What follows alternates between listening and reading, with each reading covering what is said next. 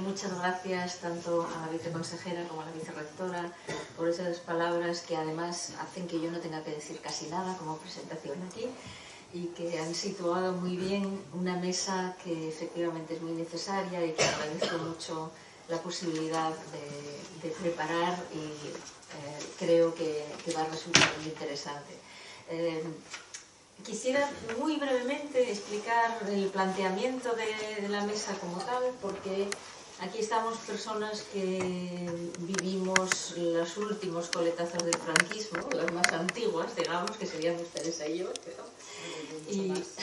mucho no, pero bueno, un poco más. Y no tanto personas directamente represaliadas en ese momento del franquismo. Es cierto que hay algunas personas que han dado, y me consta que en esta, no sé si en esta misma sede, pero en Avilés este testimonio, y que es muy interesante, que ha sido recogido en algunos casos, en algunos libros, como Reada de Violetas, etc., algunos libros, sobre todo, creo que lo mencionará probablemente Tino más tarde, hay alguna información ya que empieza a estar disponible, y también en el libro de Raquel Osborne, que mencionará Cecilia más tarde, sobre las mujeres en ese periodo. Pero queríamos ofrecer, por un lado, el testimonio de quienes vivieron a veces esos últimos momentos o el momento de la transición, que, claro, no se entiende sin la mirada a lo inmediatamente anterior. Y en ese sentido hay una parte que presentará lo terrible que fue ese periodo, como se acaba de describir aquí, cómo realmente se penetró en el peor de los sentidos en la vida personal y en los hogares de las personas, y cómo se terminó con el cuerpo y la mente, en el fondo, de tantas personas, pero también cómo había una resistencia, en algunos casos incluso una resistencia alegre pese a todo, ¿no? que hubo una forma de sobrevivir a ello y de vivir, de sentir el cuerpo, la sexualidad y la vida, también en algunos casos efectivamente de forma forzadamente oculta, y en otros casos con estrategias de un tipo o de otro, y en otros casos, pues bueno, dentro de lo posible, de forma abierta, ¿no? A veces con consecuencias no.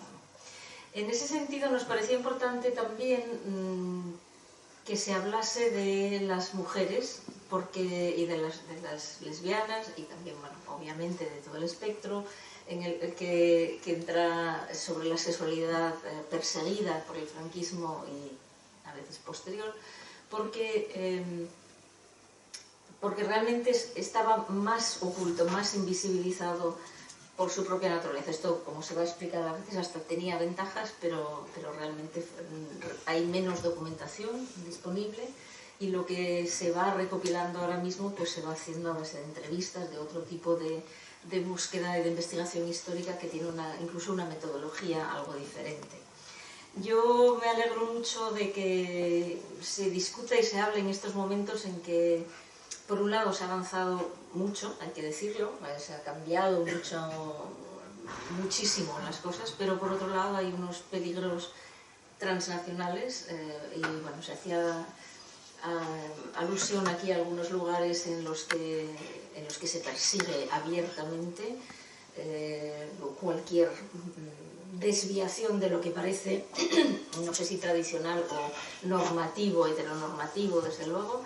Y quiero decir que desde alguien que está involucrado en los programas europeos de género en la Universidad de Oviedo, en nuestro propio consorcio, en el Erasmus Mundus de Estudios de Género, una universidad socia, húngara, pues vio su programa cerrado y se tuvo que trasladar a Viena, y ahora tratamos con Viena, que por un lado es muy agradable, pero los motivos desde luego no lo son, y esa universidad lo pudo hacer porque era una universidad con fondos privados también, pero la otra universidad, la única que impartía estudios feministas o de género, no recuerdo muy bien cuál la denominación, en el caso de la universidad pública, esos estudios están cerrados, se negaron se invalidaron los títulos y dentro de nuestro propio consorcio, nuestro propio alumnado, que tenía la opción de ir a una de las 7 universidades europeas con las que tratamos,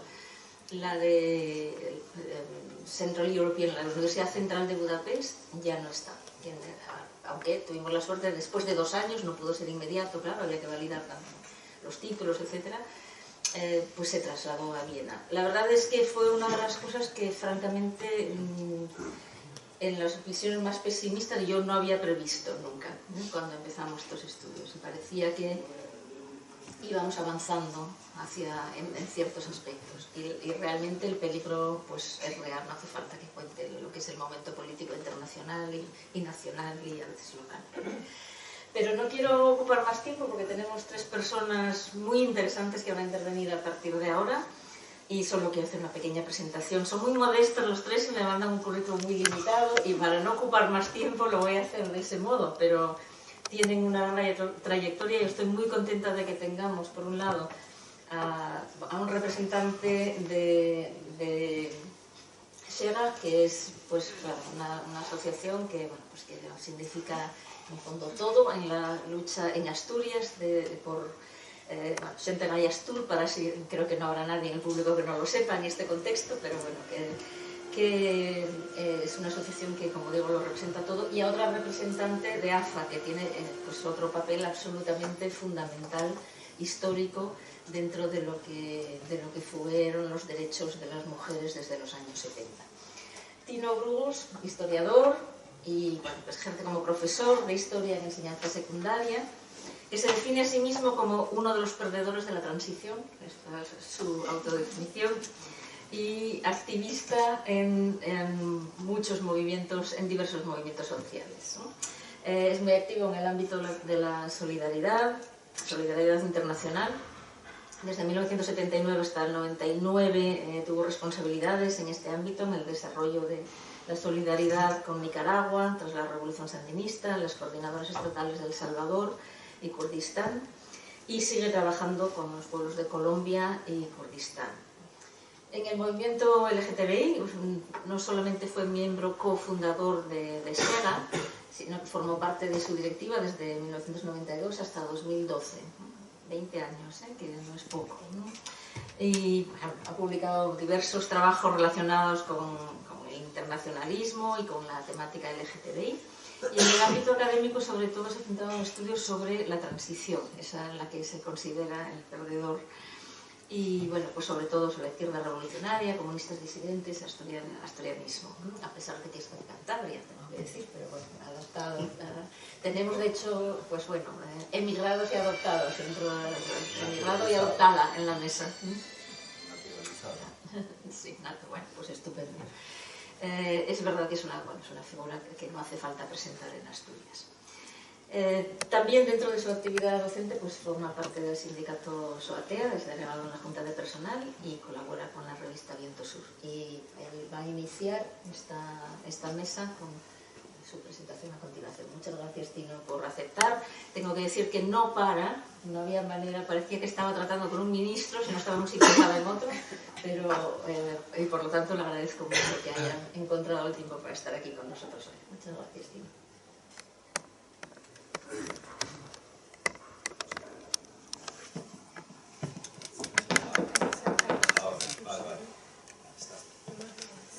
Vale, buenas tardes, muchas gracias. El encantado de estar aquí soy yo, que se me invite a un acto que hasta ahora al menos no ha tenido parangón. Creo que no deja de ser algo que, vamos, me parece un honor el ser yo una de las personas que tiene que hablar precisamente en este primer acto. Entonces, el agradecido soy yo de que se haya pensado en mí y ya está. No quiero darle muchas vueltas ni perder el tiempo porque creo o que quisiera hablar de unas cuantas cosas y como estos son 15 minutos máximo, calculo, pues vamos a ver si entro directamente en lo que quisiera comentaros y luego ya iríamos viendo en la medida de lo posible si hay que aclarar o responder alguna pregunta o alguna cosa de esas. Dos previos, rapidísimos. Uno, el porqué del nombre de SEGA. El nombre de SEGA que hoy puede llamarnos la atención, Xente Gai Astur, responde al hecho de que en el momento en que se fundó, en 1992, existía un colectivo de feministas lesbianas. Quiero decir, no se trata de que fuéramos un grupo de bárbaros machirulos, al revés, intentábamos en aquel momento respetar el espacio de aquellas chicas, aquellas mujeres que habían decidido crear su propio espacio y hacer su propio camino. En todo caso, en el periodo en el que yo estuve en activo, durante esos 20 años hubo diferentes caminos con éxitos distintos y finalmente, por lo menos en la etapa en la que yo estuve, había en la organización había una presencia mixta no solamente de gays y de lesbianas. Fuimos también uno de los colectivos pioneros en temas relacionados con la transexualidad, con la bisexualidad y con impulsar la organización de jóvenes adolescentes con un grupo de padres y de madres, de gays y de lesbianas que, por así decirlo, tutelaban aquella actividad en un momento en el que las cosas habían cambiado, pero todavía era muy importante que los adolescentes pudieran encontrar a sus iguales. Y sus iguales son otros adolescentes, y entonces entendíamos que lo correcto era que hubiera padres y madres que trabajaran con aquellos jóvenes para poder desarrollar aquel espacio. Segundo previo, hace poco más de un mes murió de forma repentina Adolfo Saro, una persona que jugó un papel clave en la fundación de Xente Gai Astur. Y no voy a decir mucho más, nunca me pude imaginar que aquel compañero de lucha, también cántabro naturalizado asturiano, yo tuviera que dedicarle una charla o hacer un obituario. Entonces, bueno, ese recuerdo es inevitable. Y dicho esto, intento empezar a toda velocidad. La tendencia, la homosexualidad ha existido, las prácticas homosexuales, las personas gays, lesbianas, transexuales han estado siempre presentes a lo largo de la historia y la sociedad ha respondido hacia ellas de tres maneras distintas. En una primera etapa mediante el pecado y por lo tanto el castigo, en una segunda etapa mediante la medicalización. La medicalización quería decir que aquí había algún tipo de alteración. Si fuéramos capaces de poder intervenir médicamente, podríamos resolver este problema, y el resultado son las diversas políticas de reforma sexual que aparecerán en la segunda mitad del siglo XIX y sobre todo en el primer tercio del siglo XX. Y finalmente, la tercera corriente sería la partidaria de la penalización. La penalización significa un no reconocer la normalidad, la naturalidad de comportamientos de carácter homosexual y, por lo tanto, el castigo. Este castigo, dependiendo de las diversas épocas y culturas, puede llegar hasta un extremo final. El extremo final es el genocidio.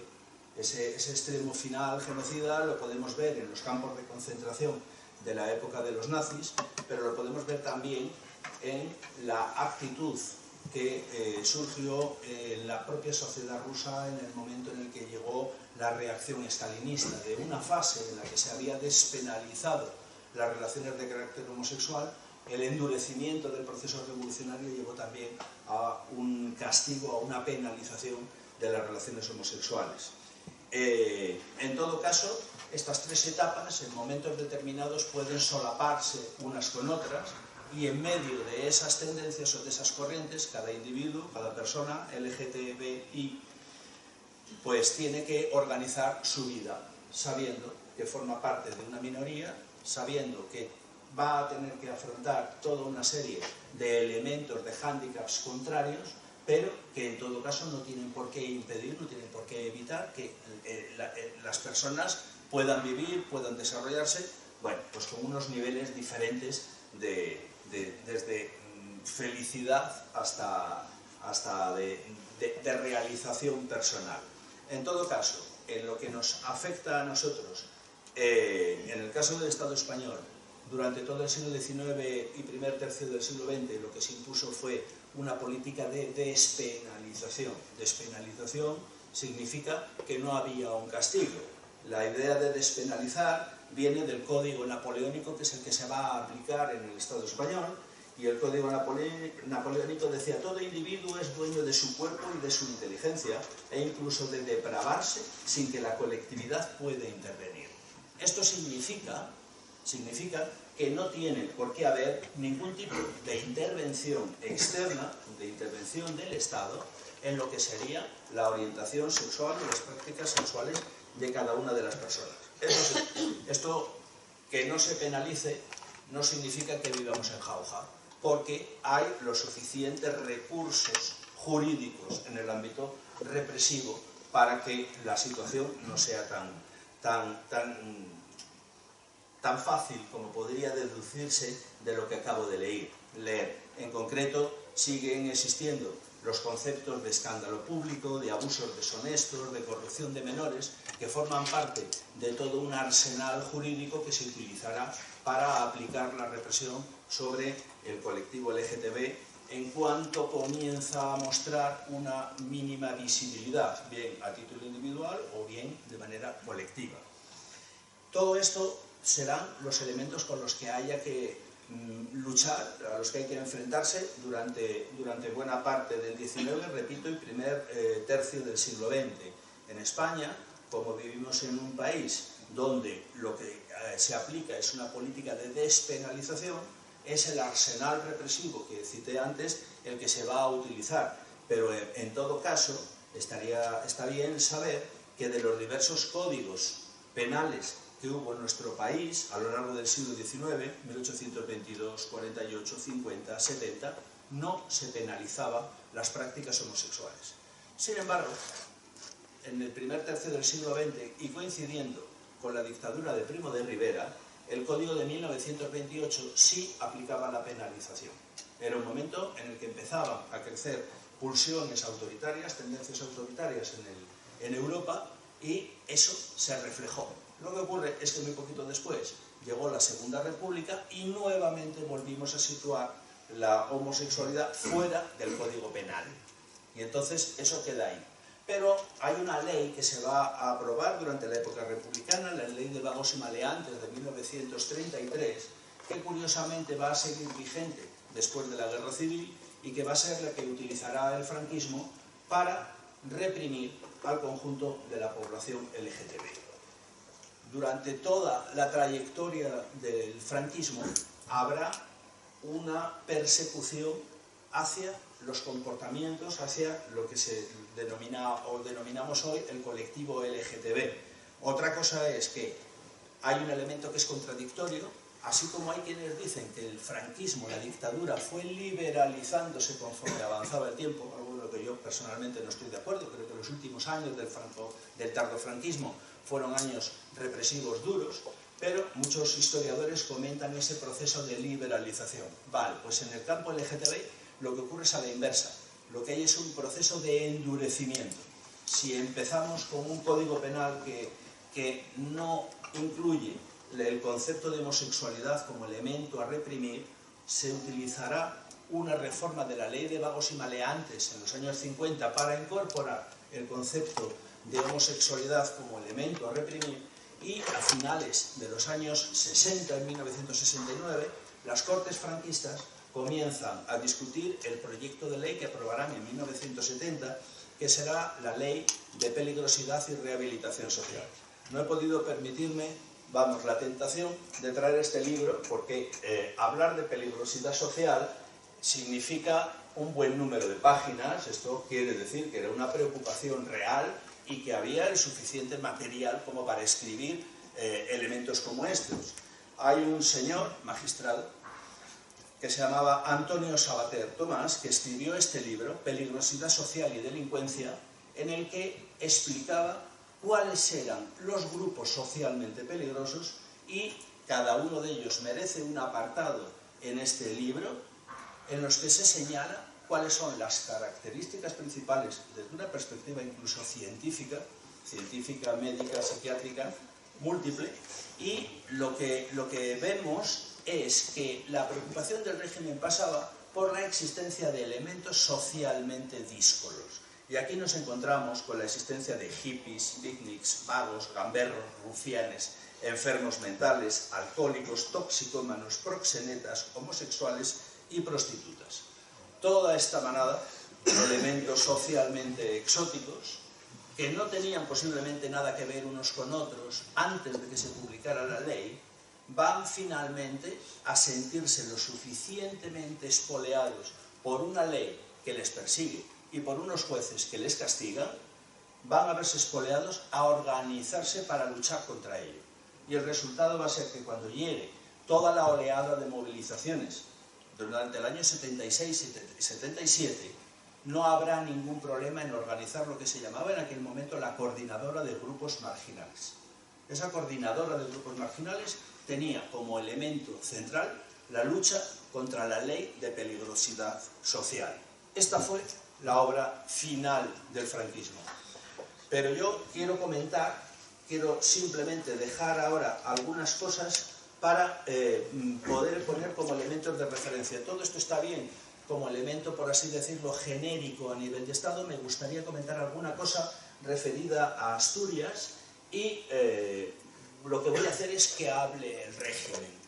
Lo que voy a hacer es que sean las propias autoridades franquistas quienes en un momento determinado muestren un poco cómo pensaban. Camarada jefe provincial de Falange Española Tradicionalista y de las Jons, Oviedo. Camarada, pongo en tu conocimiento que por conducta moral denigrante como hombre invertido y ante hechos ocurridos en la noche del día 2 de este mes, he resuelto proceder a la inmediata expulsión de Falange Española Tradicionalista del camarada. No sé, a estas alturas, si desde la ley del 38 los datos están o no están protegidos, pero digamos que el camarada es FFL, que desempeñaba el cargo de delegado de auxilio social, el cual ha sido detenido y encarcelado por el comandante militar de esta plaza por la inmoralidad mencionada en lugares y horas, además totalmente a las que son ajenas a su misión oficial. Y todavía una vuelta de tuerca, dice: y en justo honor a nuestra doctrina, no dudo que debe de ser admitida mi propuesta de expulsión, para lo cual, si fuera preciso, haría una ampliación de los hechos que serían recopilados de fuentes oficiales que han actuado en el descubrimiento de los hechos y que, habiendo procedido a la detención del encartado, le han puesto a disposición del juez de instrucción de Castropol. Esto es cómo se actuaba desde el propio régimen. Estamos hablando de la época del franquismo. Hay unos comentarios que son mucho más duros, porque de este mismo FFL pues se dice en otro documento que por su condición moral denigrante como hombre invertido, corruptor de seres de su propio sexo y bla, bla, bla. Esto es el fascismo, como hablaba el fascismo. En lo que tiene que ver con el elemento desencadenante de todo esto, que es la ley de peligrosidad y rehabilitación social, también yo creo que lo mejor que se puede hacer a estas alturas es que hable el régimen, que hablen quienes eran en aquel momento, quienes eran la autoridad, y que se expliquen cómo lo veían. Así, la Fiscalía del Tribunal Supremo elevaba anualmente una memoria al gobierno en el que daba cuenta de su actuación, y de la lectura de esa memoria podemos encontrar algunos fragmentos que también son, no me atrevería a decir divertidos, o pueden ser divertidos hoy, que han pasado muchos años, pero no en aquellos momentos. Dice: también, como anunciábamos en memorias anteriores, continúa en línea ascendente el homosexualismo. ¿Hasta dónde va a llegar esto? El problema es grave. El uso de drogas, la libertad sexual que, como proclama y bandera, esgrime hoy la juventud, las relaciones prematrimoniales, el bisexualismo híbrido marcusiano, la filosofía existencial, la haraganería y el cinismo, en definitiva, todo ello ha conducido a esta nueva juventud, de una fase extrema de contención sexual, a la plena expansión sin limitaciones ni frenos morales. Consecuencia de ello, el cansancio, el hastío, el nihilismo sexual y, por contrapunto, la inversión sexual como novedad primero y como vicio después. Esa misma fiscalía, en la memoria del año 72, el homosexualismo dice es también una manifestación de conductas delictivas o peligrosas. Señalamos su constante aumento, su relación frecuente con el problema de las drogas y las campañas, también frecuentes para justificar el fenómeno, no solo desde el punto de vista médico, sino desde el punto de vista de la moral social, lo que se inserta en la peligrosa línea de erosión constante de las costumbres y valores que nuestra sociedad está experimentando. Quienes tengáis una cierta edad, seguro que recordáis que el régimen franquista definía a España como el baluarte de la civilización occidental, ¿vale? Y por lo tanto todo esto no dejaba de ser, efectivamente, una erosión de aquellos principios del régimen. Dice en la del año siguiente, no voy a insistir mucho, pero hay dos líneas, dice sí, la homosexualidad masculina, todo lo que tiene que decir, dice la femenina existe también, aunque es más difícil de detectar. Constituye una auténtica plaga que reviste un carácter peligrosísimo. Y a partir de ahí vienen pues todas estas cosas que es posible que, visto con la distancia del tiempo, bueno, nos puedan parecer hasta graciosas, pero que en realidad era todo lo que era el aparato de Estado machacando la posibilidad de vivir libremente, de vivir felizmente a las personas que tenían una orientación sexual basada en la diversidad. En 1973, en el País Vasco tenemos un pollo gordísimo, sabemos lo que pasó con Carnero Blanco, pero la policía estaba a otras cosas. En el año 74, este es el titular de una revista, de un periódico de Bilbao. O sea, en lugar de plantearse cómo resolver los problemas graves que hay, dice, descubierto un piso hippie en Bilbao. Dice, era frecuentado por jóvenes de ambos sexos que practicaban las relaciones prematrimoniales. Sus edades oscilaban entre los 15 y los 22 años. 5 chicos y 2 chicas han sido puestos a disposición judicial por practicar las relaciones prematrimoniales. ¿Vale?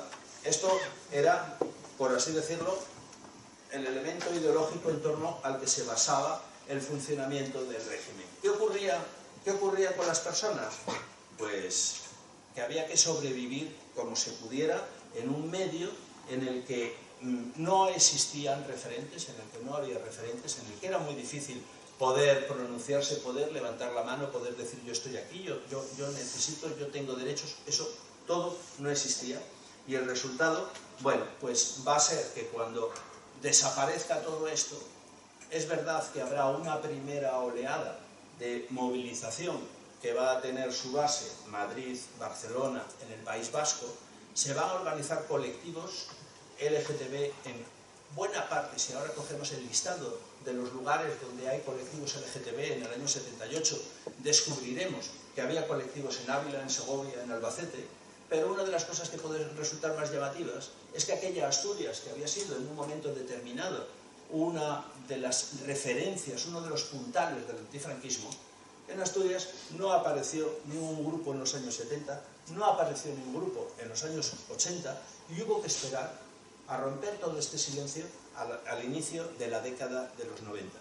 Nosotros, como SEGA, siempre hablamos de la diferencialidad asturiana. ¿Qué es lo que ocurrió en Asturias para que, además de borracha y dinamitera y puntera en todo lo que tenía que ver con diferentes movilizaciones sociales, no pasara nada en el ámbito de la población LGTB? Entendemos que aquí lo que se dio fue el peso de la homofobia, que en todo caso se rompió en muchos otros lugares, pero una homofobia que venía reforzada también por la ideología que se podía transmitir desde una parte significativa del propio movimiento obrero, que durante muchísimos años, durante muchísimas décadas, como puntal de lucha contra la dictadura, impulsaba un modelo de militante abnegado con una familia detrás que luchaba, que sufría, que penaba, incluso mujeres, esposas que se movilizaban para conseguir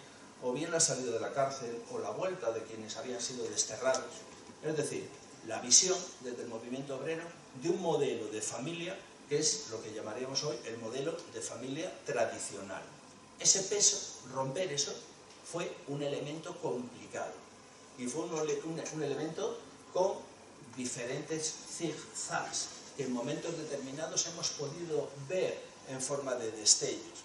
En uno de los trabajos que yo hice sobre las organizaciones políticas de izquierda radical posterior a la transición, se comenta el hecho de que en uno de los partidos comunistas tradicionales, ortodoxos, por así decirlo, hay dudas acerca de si el secretario general es o no es homosexual. Y entonces lo primero que corre es el rumor de si el camarada está preparado o no para representar los valores de la clase. Y hay quienes saben o quienes creen que es homosexual y dudan de que sea la persona adecuada. Y hay otro sector del mismo partido que cuando oye eso piensa que hay quienes están realmente atacando al camarada con una calumnia. Lo cierto es que no aclaran qué es exactamente lo que está pasando y eso va a dar origen a un enfrentamiento interno que acabará, bueno, pues con agresiones. Vamos a dejarlo ahí, pero no deja de ser un síntoma. Tenemos más síntomas. Nosotros en el colectivo LGTB, yo puedo recordar el caso de un joven que llegó al colectivo, que estaba estudiando medicina y que una vez que encontró a sus iguales y que procedió a reforzarse y a decir, esto ya está todo resuelto, hoy lo voy a soltar en casa, la respuesta por nuestra parte era, piénsalo, tampoco hace falta que sea ni hoy ni mañana. No pasa nada, mi familia es progresista, mis padres estuvieron unos años viviendo en Europa y ni corto ni perezoso lo comentó en casa. Y al cabo de una semana hubo una cumbre familiar y la familia le dijo que habían estado pensando seriamente su situación y que creían que no estaban preparados para convivir con aquello y que antes que convivir que preferían que se fuera a vivir a otro lado. Discretamente lo echaron de casa. Eso estamos hablando de mitad de los años 90. ¿Quién rompe el silencio en Asturias? Se acabó ya. Pues hay una cosa que es curiosa y es que precisamente por este peso, por este pozo, hay un elemento que siempre nos llamó mucho la atención en Xega y es que durante todo este periodo es verdad que había gente, hombres, mujeres, jóvenes, adultos, asturiana, gente de fuera, pero cuando había que asumir tareas que implicaban salir, por así decirlo, no ya del armario, sino en los medios, el peso de la sociedad tradicional hacía que las responsabilidades se ostentaran por gente que no era nativa, que no era aborigen, para entendernos. El primer coordinador de Xega, Jordi Pascual, es de Barcelona. El segundo coordinador es Adolfo Sal, al que hacía referencia antes, es cántabro. El tercero será Julián Alonso, extremeño. El cuarto, José Manuel González, de León. El quinto seré yo, de Cantabria, también naturalizado. Y todavía detrás de mí vino Mané, que siendo de ascendencia asturiana, su familia venía de Chile. Entonces, ¿cómo podemos interpretar eso? Pues la interpretación que damos es que gays, lesbianas están dispuestos, quienes lo están, que no es tampoco la mayoría, a poder asumir una determinada lucha y un determinado compromiso, pero el ejercicio de la visibilidad, incluso después de pasada la dictadura, 2 décadas, ha sido complicado. Y todavía estos días no, ayer mismamente, en una entrevista en la revista digital Nortes, otro compañero de Xega, Javier Martínez Andrade, comentaba que ya en los años 2000, hablando con partidos políticos para hacer una mesa redonda con la presencia de cargos políticos con orientación lésbica o homosexual, se encontraba con que no había quien quisiera salir ahí. Es decir, ¿hemos cambiado? Sí. ¿Ha cambiado la sociedad? Sí. ¿Hemos avanzado? Sí. ¿Es suficiente? No. No es suficiente porque mientras no consigamos convencer que la visibilidad de lo que tiene que ver con la orientación referida a los afectos es algo que no debe de intervenir en la vida de las personas para mediatizar, por así decirlo, su trayectoria social, familiar, profesional, etc. Mientras eso no se normalice, quiere decir que todavía tenemos un pozo complicado.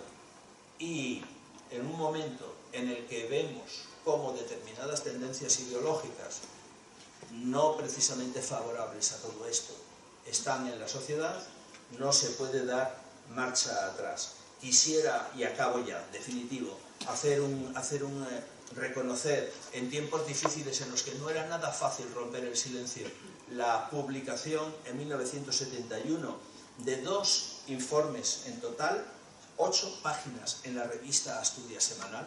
1971 ya estaba la ley de peligrosidad social vigente y estamos ante un documento que tenía unas posiciones muy avanzadas, sobre todo para el momento, y la revista Asturias Semanal asumió el reto y lo publicó, algo que, bueno, forma parte de ese romper el silencio. Se intentó en un momento determinado.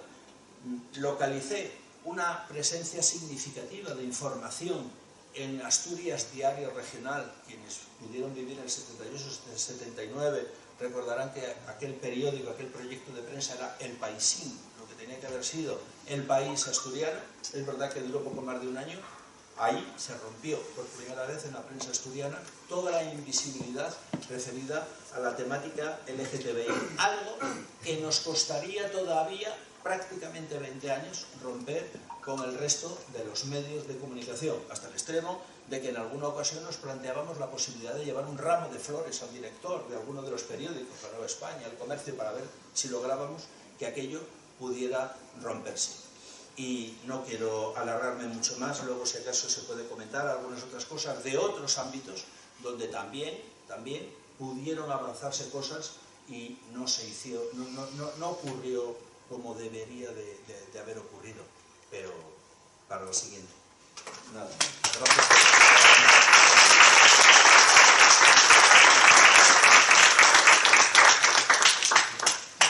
Pues muchas gracias por se ve la vena de historiador y la información del historiador, y vamos a pasar a la siguiente persona que va a intervenir. Yo no quiero ocupar mucho tiempo presentando a quienes van a hablar, pero tampoco quiero dejar de decir lo importantes que son, porque lo son. Y para de la Wikipedia. Pues porque presentar a Teresa para mí es, bueno, pues muy especial porque para mí Teresa es una especie de mito. Cuando yo empecé la universidad, ella estaba en la propia facultad, era una activista con un grupo de personas a quienes yo admiraba, como los mayores que te van abriendo camino, y aunque se la conoce sobre todo ahora mismo por el tiempo que lleva dedicándose a los estudios sobre lenguaje inclusivo y por ese estupendo manual que tenemos obligatorio en el máster, que sepas, porque las palabras no se las lleva el viento, aparte de hacer una reflexión teórica, pues es un texto práctico, entretenido y muy informado, por supuesto, y bueno, pues muy práctico, como todo lo que ella hace. La verdad es que yo la recuerdo sobre todo como una activista todoterreno. O sea, a mí me daba la impresión de que no se les ponía nada por delante, que iban pues abriendo caminos, como digo, y además en un momento, pues en finales de los 70, un periodo muy triste. Yo estoy de acuerdo en que no fue tan color de rosa al final del franquismo. Es verdad que había cosas que se abrían, pero también es cierto que la mano dura caía cuando tenían mucho interés en ponerlo, y sin embargo pues recuerdo una alegría con la que pues resistían y evadían estas cuestiones que luego pues en los años 80 claro cristalizó en que Oviedo con la Santa fue pues la movidina, vamos a decir. Si hablábamos antes del paisín, pues aquí estuvo la movidina y eso fue absolutamente fundamental. Entonces tiene esas dos vertientes, y para mí, ya digo, pues era casi una figura mítica que luego se nos fue a Valencia durante muchos años, y bueno, pues yo no estaba al tanto del periplo que había hecho además por Latinoamérica tanto, pero donde también, aparte de informarse sobre las variedades del castellano en Latinoamérica, pues fue por activismo realmente. Está claro que a donde va pues la aprecia, porque tiene además unos reconocimientos. En Valencia le dieron primero el premio Margarita Borràs, el colectivo Lambda, y luego en 2018 le hicieron hija adoptiva de Valencia. y en Argentina, donde también estuvo pues, más intermitentemente, y en Valencia, donde pues, yo estuve, lleva media vida, fue huésped de honor y medalla de oro de la Ciudad Autónoma de Buenos Aires y visitante ilustre de Bahía Blanca, de Argentina. Yo reconozco que todo esto no lo sabía, entonces aquella especie de mujer mítica que yo recordaba abriendo caminos, pues estaba consiguiendo estas condecoraciones por el mundo. Pero bueno, bromas aparte, seguro que muy merecidas todas ellas y además es incansable, está claro que es incansable y sigue igual. También era muy difícil, siempre estaba haciendo algo cuando intentaba comunicar con ella. Y es un enorme placer para mí darle la palabra a Teresa Meana, cofundadora de AFA, feminista por encima de todo y desde luego, pues, como dice, lesbiana desde el primer momento también, sin necesitar salir del armario como habría dicho. Y tengo que hacer un pequeño, Adolfo sabe, yo quiero hacer una pequeñísima mención a mi compañera además de estudios, Begoña, que habría estado aquí si no la hubiésemos perdido tan prematuramente también hace un par de años. Muchísimas gracias, Teresa. No, muchas gracias. Todas esas cosas que dices son por ser una activista feminista. Eso es lo más importante de mi vida. Y sí, siempre fui lesbiana porque supe que yo era lesbiana antes de conocer el feminismo, pero el feminismo, como para todas, pues me salvó la vida, ¿no? Quiero deciros que yo no soy de esa represión tremenda porque a los 2 años de saber yo que era lesbiana se murió Franco, ¿eh? Entonces también es verdad que el franquismo no murió cuando él murió, ¿no? Pero no sufrí esa represión que Cecilia nos va a contar también de los años 50, 60, etc. Pero antes me traía a la cabeza cuando hablaba Tino de lo de la memoria y la historia, ¿no?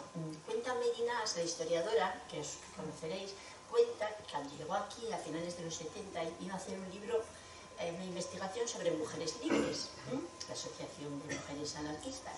Entonces ya todo el mundo sabía, así de esta manera que se sabe esas cosas, que Lucía Sáenz de Saornil, la fundadora de Mujeres Libres, era lesbiana. Es decir, en sus poesías se nota, bueno, se nota si rebuscas, pero se nota, y todo el mundo lo sabía. Entonces ella les preguntaba a sus compañeras, y después de hablar de su vida, les decía, creo que era lesbiana, ¿no? Y decían todas, ay, yo no sé. Cada una, oye, la vida privada, contaba que 20 años después volvió Merinas a hacer una revisión de ese Mujeres Libres, del libro, y cuando hablaba con todas esas mujeres que tenían 20 años más, que igual tenían algunas 90 años, ya cerca del año 2000, cuando les hablaba de ella, sin preguntar, todas decían, por cierto, era lesbiana. Es decir, ese cambio, ¿no? Esa manera diferente de ver la historia, ¿no? Según en qué momento estás, ¿no? Bueno, yo creo que lo más importante desde el punto de vista de las lesbianas es que somos mujeres, ¿no? Entonces, como somos mujeres, sufrimos todo lo que sufrieron las mujeres y además ser lesbianas. Pero cuando yo encontré el feminismo, bueno, la primera mani del año 76, aquel 8M del 76, la primera vez que salimos a la calle en Oviedo, en el feminismo teníamos tantas cosas, tanto que hacer, tanto, daros cuenta que la primera mani fue por un delito que era el delito de adulterio, ¿no? Que decía el artículo, el Código Penal, comete adulterio, artículo 44, es como lo sé de memoria, comete adulterio la mujer casada que yace con un varón que no es su marido. Es decir, solo las mujeres lo podían cometer, ¿no? O yo qué sé, lo que decían las oposiciones a notarías, a judicatura, las oposiciones, ¿no? Requisitos, ser español, licenciado en Derecho y varón. Es decir, no podías ni presentarte a oposiciones. Yo siempre lo digo cuando el lenguaje, ¿cómo iba a haber palabra? ¿Cómo iba a haber la palabra jueza o la palabra notaria si no había realidad, ¿no? Pero ahora que son tantas, ahora ¿cómo no va a haber palabra, ¿no? Bueno, pero en fin. Entonces, el tema de nosotras, quiero decir concretamente de las lesbianas, y yo creo que va a hablar más Cecilia, es que es verdad que como se supone que las mujeres no tenemos sexualidad, pues entonces, oye, que 2 mujeres vivan juntas, pues tampoco pasaba como que 2 hombres vivan juntos, o que 2 mujeres se abracen en la calle o se den besos o vayan cogidas del brazo, porque las mujeres no somos seres sexuales, esos son los hombres, ¿no? Entonces, cuando en el feminismo empezamos a hablar de sexualidad, yo recuerdo que en AFA, cuando fundamos AFA, debatimos aquel programa que éramos tan radicales. Oh, es que ese era un programa de verdad. ¿Lo lees ahora? ¿Te parece? Bueno, y decíamos, sexualidad primero. Tuvimos que decir, sexualidad no es maternidad. Tuvimos que decir eso. Sexualidad no es reproducción. Tuvimos que decirlo. Tuvimos cada charla, me acuerdo, en la cuenca, bueno, no lo cuento porque me enrollo. No puedo contar anécdotas porque no puedo acabar. A ver, sexualidad no es reproducción. Luego dijimos, sexualidad no es solamente genitalidad, es decir, puede ser todo el cuerpo, tal. Hasta que llegamos a sexualidad, no es heterosexualidad. Quiero decir, tuvimos que decir muchas cosas. Daos cuenta que en el programa poníamos divorcio. Si es que no existía el divorcio. Es que es increíble, porque el divorcio no es una reivindicación feminista, es un derecho democrático elemental, ¿no? Pues no había. Entonces poníamos divorcio y poníamos mientras persista el matrimonio. Estábamos seguras de que se iba a acabar, convencidas de que no se iban a legalizar las relaciones con contratos, de verdad. Hoy poníamos patria potestad compartida, mientras exista patria potestad sobre seres humanos. No me diréis que no éramos radicales. Cuando en el 2007 se aprobó la ley del matrimonio igualitario, Zapatero, ¿no? Yo fui a Madrid a la mano a celebrarlo, ¿no? No porque yo hubiera movido un dedo por esa ley, porque desde el movimiento feminista yo luchaba por los derechos individuales, porque las personas tuvieran derechos, pero desde las lesbianas del movimiento LGTB sí que pelearon por la ley del matrimonio, y yo por supuesto que fui porque pensé, es cierto, es una cuestión de derechos. Si las heterosexuales se pueden casar, las lesbianas que quieran, pues que se puedan casar. Entendí lo de esa cuestión de derechos, pero desde el feminismo del que yo sigo, ¿no? Que es el feminismo anticapitalista, el feminismo antirracista, desde ese feminismo, pues para mí el matrimonio era una institución que tenía que desaparecer, ¿entendéis? Pero bueno, sí, existe y tenemos derechos igual que las heterosexuales. Bueno, cuando yo supe que era lesbiana, yo no quería que me pasara eso. Yo no quería. Yo quería ser normal. ¿Entendéis? Que ser normal, no quería. Además no lo podías contar a nadie, pero ni amigas y amigos íntimos, y además te decían, no lo cuentes, cuando digo, no lo podías contar en la extrema izquierda. Yo estaba en la LCR, que teníamos fama de amor libre, camas redondas y toda aquella fama que teníamos, bueno, pues tampoco lo podías contar. Entonces, porque era la verdad. Aparte, oye, luego ya, pero en fin, no se podía hablar de eso, y fijaros, hasta en el feminismo no fue fácil. Y no es solo porque lo que acabo de contar, de que teníamos tantas cosas, no. Es que acordaos de las frases de no vayan a decir que todas las feministas somos lesbianas, porque ya las feministas teníamos bastante mala fama. A mí una vez me llamaron para un programa en la tele hace 70 y mucho, y me dijeron, sí, es que queremos que salga una lesbiana, pero así como tú, que lleve falda. Entonces, que cualquiera pueda pensar que es como su vecina. Bueno, entonces, dentro del movimiento feminista, no vayan a pensar, y nosotras, las lesbianas, en el feminismo, habíamos salido con todo. Yo también soy adúltera, yo también soy divorciada, todo eso, yo también. Yo también he abortado, que es el tema que nos ocupó tantísimos años y que ahí veis, ¿no? En la ofensiva patriarcal otra vez en peligro. Bien, pues yo decía, si se puede, todas nosotras podemos decir, yo también he abortado, digo yo que las hetero podrán salir y decir, yo también soy lesbiana, porque encima lo tienen más fácil, porque en su medio saben que no son. Bueno, pues pasó. En el 81, dos mujeres iban por la Puerta del Sol de Madrid, se dieron un beso, las metieron en la DGS, 81, las tuvieron retenidas, porque no se podía decir detenidas, 24 horas, en los calabozos las humillaron, se burlaron, todo eso, ¿no? Las trataron tal, y luego las soltaron. Entonces se convocó una besada, fue la primera besada que yo recuerdo. Luego hubo muchas, pero en el 81 fuimos a la Puerta del Sol a besarnos, y las heterosexuales también fueron. ¿Entendéis? Fue fantástico. Mira, en El País al día siguiente ponía 500 mujeres. Yo creo que éramos más, pero bueno. Y cada vez que le daba un tambor, nos besábamos. Te podías besar por lo que quisieras, por compañerismo, solidaridad, te podías mover de sitio, besarte por quien quisieras. Y fue la manera de que las heterosexuales estuvieran allí, ¿no? Diciendo, pero ¿por qué no? Me acuerdo una amiga mía que iba siempre por los márgenes y le dijeron que son feministas y dijo, no, lesbianas. Y dijo, no jodas. Pero si hay guapas y todo, sí. Hay guapas, hay feas, hay altas delgadas, gordas, pequeñinas, hay de todo, feas, guapas, hay de todas. Decíamos, detrás de las ventanas también hay lesbianas, ¿no? Bien. ¿Por qué fue tan difícil aceptar que no tienes una sexualidad que se pueda contar tranquilamente, ¿no? Pues es por esa falta absoluta de referentes, por ese silencio, ese ocultamiento, esa no existencia. Tú oyes hablar de homosexualidad y se te pone un nombre en la cabeza. Por eso hay que decir lesbianismo. A mí que no me digan que es un debate sobre homosexualidad. Yo no estoy en homosexualidad. Todo el mundo en homosexualidad ve hombres, ¿no? Entonces, ese silencio, ese androcentrismo, ese que nunca viste una peli donde al final se besaran dos mujeres. Estoy hablando de los años 70, ¿eh? O nunca leíste una novela, ¿no? Es decir, mira, tengo una frase de Adrienne Rich. Adrienne Rich es una de las principales teóricas del lesbianismo, ¿no? La conoceréis, Adrienne Rich. Bien. Adrienne Rich, cuando describe ese silencio, esa ocultación que siempre acompañó las relaciones amorosas entre mujeres, que nos dejó huérfanas de tradiciones y huérfanas de referentes, Adrienne Rich dice, todo lo que no es nombrado, no descrito en imágenes, todo lo que se omite en las biografías, lo censurado en las colecciones de cartas, todo lo que se disfraza con un nombre falso, lo que se ha hecho de difícil alcance y todo cuanto está enterrado en la memoria por haberse desvirtuado su significado con un lenguaje inadecuado o mentiroso, se convertirá no solamente en lo no dicho, sino en lo inefable.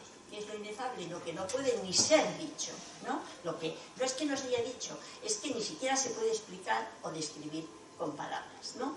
Es decir, esa absoluta invisibilidad, esa falta absoluta de referentes, el pensar que no, que eso también nos da la pista, la misma Adrienne Rich, ¿no? De las razones que llevaron a esa persistente negación, ¿no? de una realidad, ¿no? Antes hablábamos, hay países donde hay pena de muerte por ser lesbiana, no se me ocurre ahora Malasia.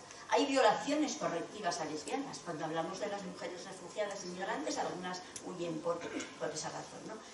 Como dice también Adrienne Rich, la existencia lesbiana es un acto de resistencia contra el patriarcado, ¿no? Es un acto clarísimo de resistencia al patriarcado, ¿no? Yo recuerdo que yo intentaba reconocerme en algo, ¿no? Yo sabía, como todo el mundo, pues que Gloria Fuertes era lesbiana, ¿no? Que sabía todo el mundo, pues no se decía, pero...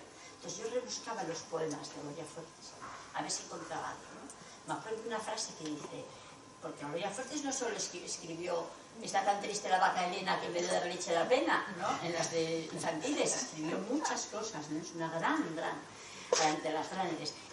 Me recuerda, por ejemplo, cuando en Asturias tantas mujeres se tenían que ir, por lo que dijo Tenientino, uno de los sitios era Barcelona. En Barcelona eras más libre, en Barcelona había bares de los de llamar al timbre, existía el Daniels y entrabas y solo había lesbianas, ¿no? Esos lugares no fueron solamente el único que teníamos, porque luego el movimiento feminista fue sin duda un espacio para ligar fantástico, igual que los bares, la verdad. El feminista fue ese aire y esa libertad, ¿no? Pero Cristina Peri Rossi define eso de irse, lo define como sexilio, ¿no? Eso de irte precisamente porque tú no puedes vivir tu sexualidad donde estás. Pues yo encontraba en un verso de Gloria Fuertes, y allí bajo aquel árbol temblaban y brillaban 4 lunas. ¿Qué decía 4 lunas? Son 4 pechos, porque dice Miguel Hernández, duerme niño en la doble luna de pecho. ¿Veis? Eso hacía yo, eso, ¿no? O saber que siempre que oigas su íntima amiga, su secretaria, por ejemplo, de Victoria Kent o de Gabriela Mistral, que también se dedicaba a la poesía infantil, mira por dónde, ¿no? Porque, pues todo eso, esa no existencia, todo eso, pues cuando pudimos tener unos pocos más aires de libertad, y siempre con el lugar de oxígeno que significaba el feminismo, a pesar de todo, montamos la Santa en Oviedo, y la Santa Sede fue uno de esos lugares de resistencia. Yo un día estuve en un debate que había una gente del pasaje Begoña de Torremolinos. El pasaje Begoña de Torremolinos fue anterior a Stonewall. Y yo no lo sabía, yo no sabía nada de esa historia. Supe antes Stonewall que el pasaje Begoña, ¿no? Y entonces la santa fue eso, ¿por qué? Porque tras la barra éramos 6, ¿no? Y 3 éramos lesbianas, por supuesto los otros eran gays, bueno, en fin, hay aquí gente también de la santa. Y entonces era sobre todo que tras la barra te sentías protegida si estabas al otro lado de la barra, porque sabías que desde dentro de la barra, bueno, oímos de todo, oímos de todo. Y en un bar de copas, que solo hay copas, pues a las 3 de la mañana te podían decir, no hay pinchos de tortilla, no hay huevos. O, por ejemplo, el teatro se abrió, yo una vez oía a uno que decía, pero todos. Y decía, todos, pero ellas también.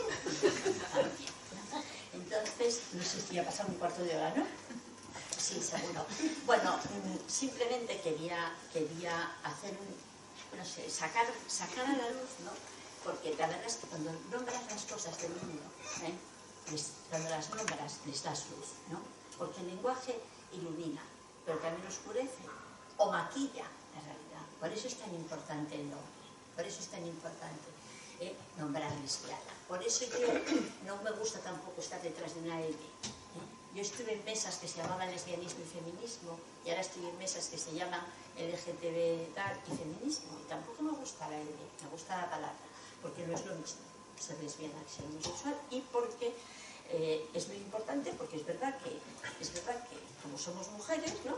Pues además tenemos esa otra parte.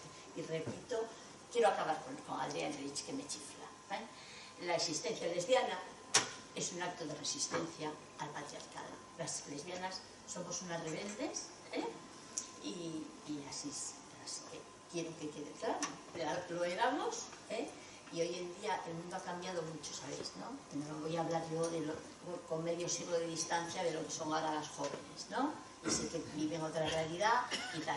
Pero lo que me importa también es que Cecilia nos va a contar más cosas y yo, si me sigo enrollando, cuento mi vida y nada más. Muchas gracias.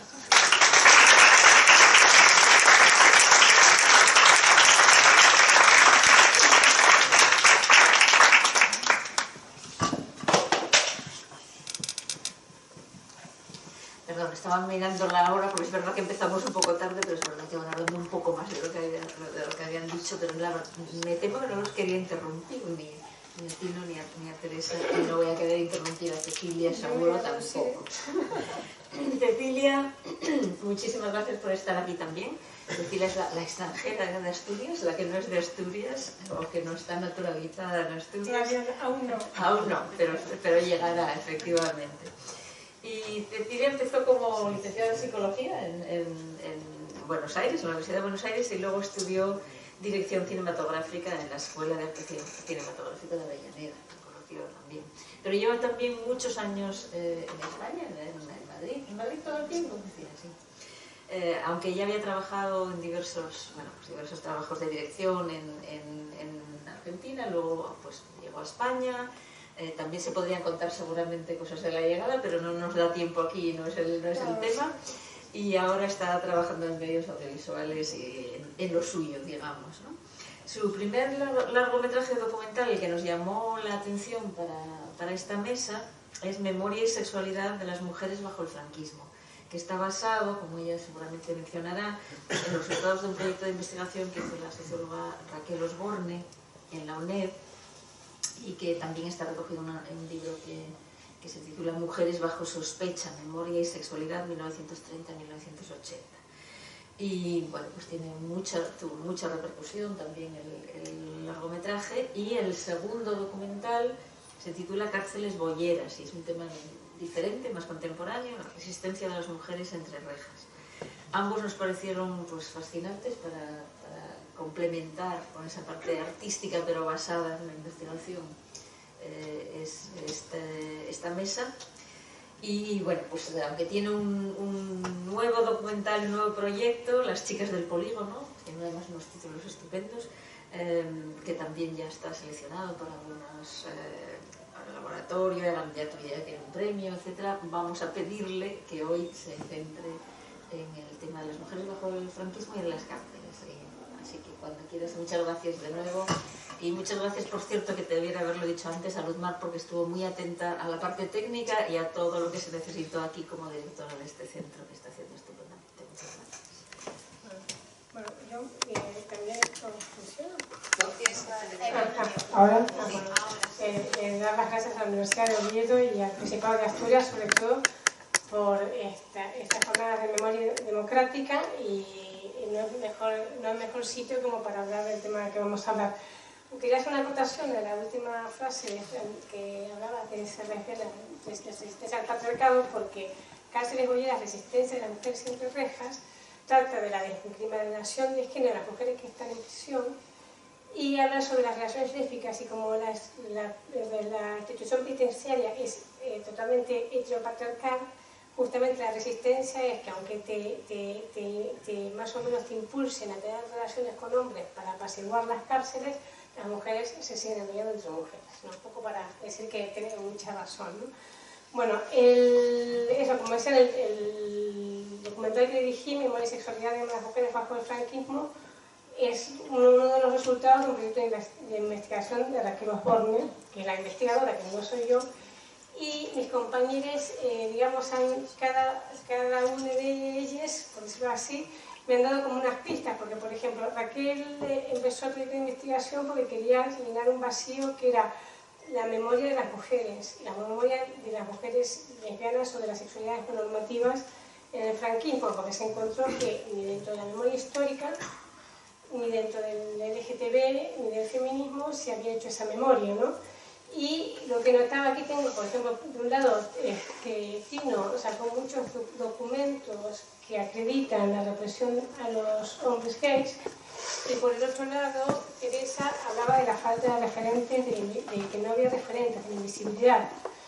Y justamente lo que pasaba era eso, que una de las estrategias para luchar contra el lesbianismo era la negación del lesbianismo, porque era impensable en una sociedad marcadamente androcéntrica. En esa sociedad patriarcal no se podía pensar que una mujer podía no necesitar a un hombre al lado, ¿no? Y una de las cosas también era que si lo damos a la luz, las mujeres lo pueden ver y había el temor a que se difunda el modelo.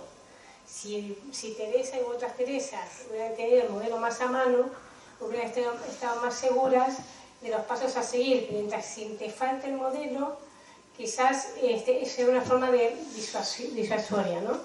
Entonces, bueno, esa fue un poco la base del proyecto de investigación, y claro, Raquel iba y claro, buscaba, todo el mundo le decía que no iba a encontrar nada, porque es más, yo que nací en Argentina y vine a Argentina, desde allí en el franquismo podían pensar que todas las mujeres estaban casadas y eran madres de familia y nada más, porque no se veía nada más, ¿no? Mientras que si uno escarba se pueden encontrar cosas, ¿no? Por ejemplo, ella buscó, por ejemplo, en las cárceles, porque en las cárceles puede ser un lugar propicio para que haya relaciones lésbicas. Entonces encontró pequeños párrafos que las presas políticas en sus memorias escribían, y encontraron algún parrafito que nadie fijaba sus ojos y además que lo veían fatal, y encontró el libro de una mujer de la Guerra de España, de Carlota O'Neill, en donde tiene un capítulo dedicado a una relación lésbica dentro de la cárcel y dedicado con mucha ternura, ¿no? Entonces, poquito a poco se podían escarbar cosas. Entonces, bueno, el proyecto de investigación, Raquel también lo que quería es que no se creara en la academia, que no fuera un proyecto de investigación para los congresos, para el libro, para el proyecto y para los papers, sino que fuera algo que saliera de la academia. Por lo tanto fue una cosa medio mixta, estuvo en el Reina Sofía y por eso salió el producto de acatarme a sacar papeles como Rivera.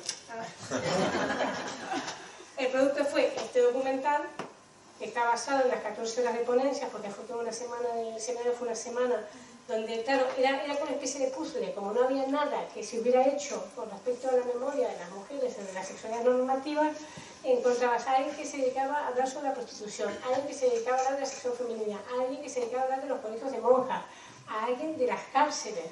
Y así, poquito a poco, juntando todo eso, salió un discurso en donde se podía ver un poco qué es lo que había pasado con las mujeres, porque además en la memoria histórica se habla mucho de los fusilados, de todo eso, pero las grandes damnificadas del franquismo hemos sido las mujeres, que hemos sido utilizadas para perpetuar el régimen, adoctrinadas para que nosotras mismas adoctrinemos a nuestras hijas e hijos e hijes para poder perpetuar el franquismo, ¿no?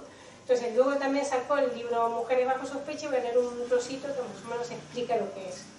Entonces dice, bueno, que pese a la dificultad de investigar un tema sobre el que ha primado una política de negación radical, se ha conseguido sistematizar y reunir un amplio número de investigaciones dispersas que habitualmente apenas resultan visibles más allá de un estrecho círculo. Las investigaciones se han centrado principalmente en dos aspectos. Por un lado, el análisis de la vida y del discurso de mujeres que amaron a otras mujeres y que vivieron durante el franquismo.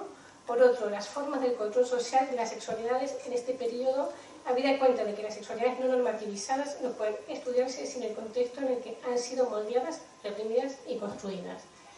Entonces, es un poco para contextualizar, y yo quería hablar que justamente más allá de la invisibilidad, digamos, las estrategias de represión en las mujeres no fue tanto, claro, no se las apresaba tanto lesbianas, sino que era la cosa de la psiquiatría, la iglesia y la familia. Entonces, hay muchos casos de mujeres que hasta por, digamos, ellas, digamos, no forzadas, entraban a las clínicas psiquiátricas porque las convencían de lo que les estaba pasando no era normal, ¿no?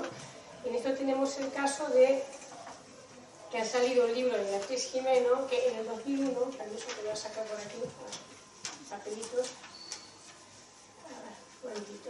en el 2001, en el mes de diciembre, apareció en el diario El País una sorprendente noticia que daba cuenta de una sentencia judicial que absolvía a una mujer que había quitado la vida a su compañera sentimental a petición de esta. Y que es la historia de dos mujeres que eran dos maestras, que esto lo publicaron en una película de Electroshock de 2006, que eran dos maestras lesbianas, y una de ellas, su familia, la convenció de entrar a una clínica psiquiátrica, le hicieron electroshock, luego salió, volvieron a vivir juntas, pero ella ya no tenía vida, ya no podía vivir, entonces al final termina pidiéndole a su pareja que la mate, porque ya, y también lo cuenta, por ejemplo, está Antonio Ruiz, que ha sido presidente de la Asociación de Expresos Sociales, que justamente lo metieron preso porque a los 17 años le confesó a su madre que era gay, su madre fue a pedir consejo a una monja, la monja lo denunció y lo metieron preso, ¿no? Y entonces él creó esa asociación de expresos sociales y se hicieron más o menos en el 2015, había unas 186 solicitudes de indemnización de hombres gays y de mujeres trans. Y en el 2012 salió la primera lesbiana que sí que solicitó indemnización, una chica que la metieron presa cuando tenía 16, 17 años, que no quiso dar, digamos que solamente yo quise contactar con ella cuando estaba con el documental, pero no quería hablar con nadie porque vive en un pueblo con su pareja y ella misma dice, si queréis saber lo que es la homofobia, veniros a un pueblo. Entonces ella en el siglo XXI sigue, digamos, en el armario, ¿no? Porque está en un pueblo, pero ella solicitó la indemnización y justamente lo hacía también para honrar a todas esas personas que se suicidaron, amigos que se han suicidado, que tenían electroshock y a los 5 años se murieron, y es digamos, un vestigio que tenemos de la represión del franquismo, ¿no? Porque también muchas veces lo que se hacía es no apresarlas en tanto que lesbianas, sino por otras conductas como que la actitud masculina, por ejemplo, y ahí Lucas Platero estaba estudiando un caso junto con Víctor Bedoya de María Elvisa, una mujer que en el año 68 la apresan porque la encuentran tomando vestida de hombre en un bar, en Hospitalet, y se supone que se vestía así porque como le gustaban las mujeres era como para conquistarlas, y justamente tenía la disyuntiva porque claro, como ligaba, no quería meterla en una cárcel de mujeres porque iba a tener contacto con otras mujeres, y no la podían meter en la cárcel de hombres porque no era un hombre, y por eso la apresaban, por no ser un hombre y hacerse pasar por hombre, ¿no? Entonces, bueno, en realidad, y también se dice que habría que intentar entrar en los ficheros de los psiquiátricos, pero eso es súper difícil, porque sí que ha habido una represión, pero es una represión que no hay constancia de ella, ¿no? Por toda esta maniobra de invisibilización, ¿no? Entonces, bueno, como todo no es todo tan negro, porque también en el proyecto de investigación se intentaba también buscar los espacios de resistencia, había el testimonio de una mujer, Luisa Salmenón, que en el 2010 tenía 84 años y que cuenta cómo ella con un grupo de mujeres vivieron su lesbianismo en Barcelona en los años 40. Es más, ella estaba con una pareja que quería tener un hijo y ella tuvo un hijo embarazándose de un amigo gay y criaron el hijo con su pareja, ¿no? Haciéndose pasar como por cuñadas, pero finalmente es eso, tuvo hijo y criado por su pareja y no tuvo problemas, ¿no? Y entonces un poco es eso lo del, digamos, yo lo podría contar, pero además del producto del libro de Mujeres bajo sospecha y documental, en 2013 se hizo una exposición itinerante llamada Mujeres bajo sospecha, y entonces se hizo una pieza, un pequeño documental de 10 minutos, porque está el testimonio en primera persona de ella. Entonces, antes que lo cuente yo, es mejor que lo veamos.